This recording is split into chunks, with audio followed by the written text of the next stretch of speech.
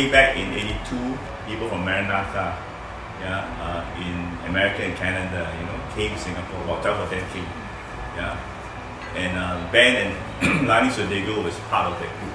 They wanted to plant a church. The political climate was not appropriate at that point in time. But Ben and Lani, they stayed on. They felt that they feel a release to go back.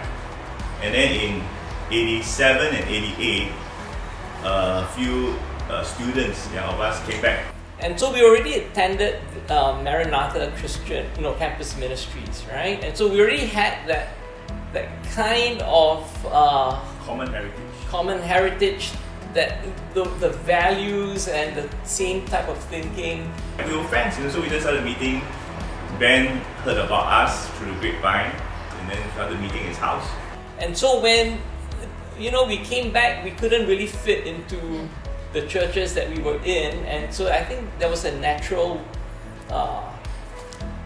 leaning towards starting a church. My very first meeting at Ben and Lani's house. Yeah.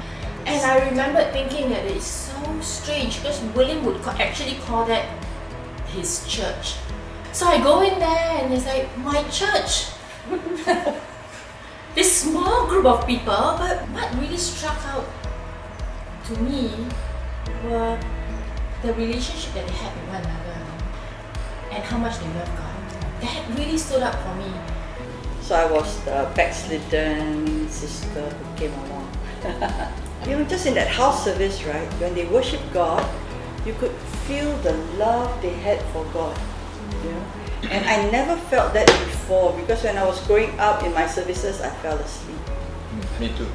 And then Ben contacted Eric, and then Eric came in the December of 1988.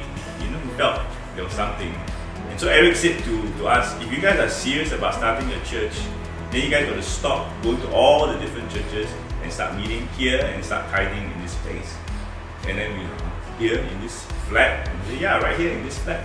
So he says, okay, you guys pray about this. And a few months later, we registered. In 1989, registered with RS.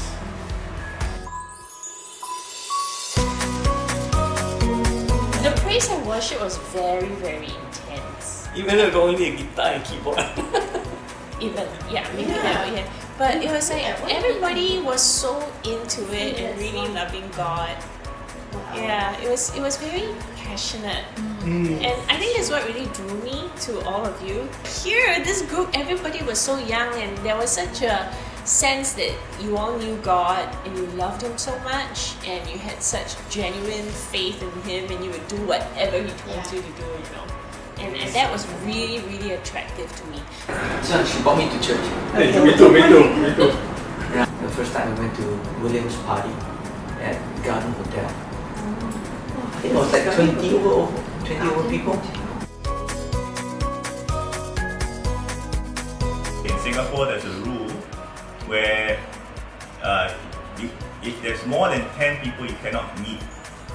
But there's no rule against congregating as a party, birthday party. Is it the hotel who coined it?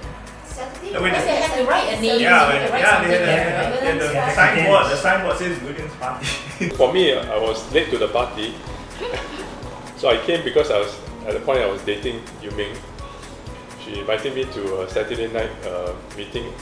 I was really freaked out. I said, what church meets on Saturday night? I remember Paul Wong was a greeter or usher. The next Saturday night when I went back, he actually remembered my name. That struck my mind that they bothered to do that, small things like that.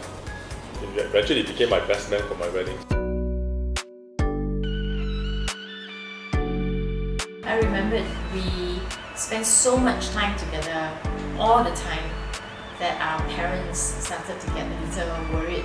What kind of cult are you joining? And we actually planned a special Sunday Parents' night. Yeah, we could meet all of our friends and get to know what we do and all that. And it was so honor them. Yeah. And then how many times a week we go to Branksome Road? Wow, countless. I went there for different reasons. I went there for the food.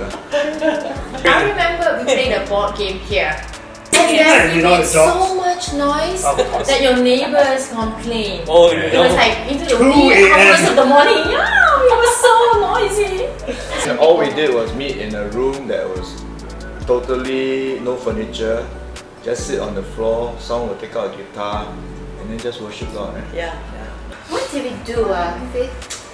We just hang Hang around out, and talk. hang out, Somebody share our lives. There's a lot of sharing. Somebody will start someone- playing the piano or the guitar, and they will all end up just singing and worshiping. There was planning also like, we were like planning for the weekend, the Sunday service, the time when we started meeting in hotels, what to do, who's going to carry the speaker, who's going to bring guitar, because everything had to be set up and torn down every weekend. So I had in my Beamer, I had the speakers always behind in my booth because I was the official speakers carrier. I remember a lot of carrying those heavy speakers. I mean, it was very tiring, but we had fun. We had a lot of fun. I think those are the things that bonded us together even more. So I had a Kung Fu trip. Yeah, The ancient Kung Fu that we got from our ancestors. So are you ready? Yep.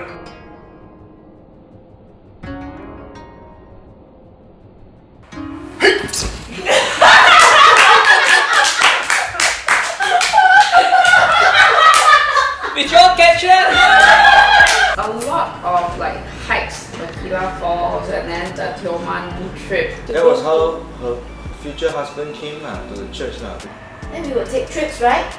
Get capsized. You know We that? all together. Were you there on this trip? Bakila Falls. Bakila Falls. We met Sam at Bakila Falls outing. Invited him to church, and then I think that the rest is history. At that time in our lives, in the early mid-20s, the world is kind of your oyster, and anybody you meet was an opportunity to invite them out to join our meetings.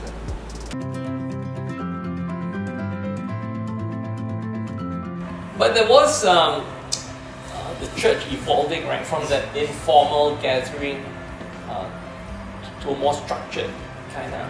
And there was a time when Eric was coming in to teach, and it was on one of those meetings that he pulled William, Sean, and me aside and said, "Guys, if you want to form a church, we need to have leaders and elders." So, right after this, I'm going to announce the three of you. You're it. That you are elders in the church. We were 24, 25, 26 years old, kind of a thing. When Eric actually made it official, I think we all could agree that it was the right decision. I think we were all in agreement that it is the will of God. So were we.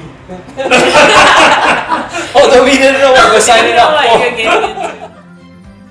I had to conduct like a little kids thing outside at the lift lobby. I think the other thing that kind of knit us together is missions. And really a time of catching really a vision for what NLCC has become. When I think about NLCC, I really think of home. I always feel at home.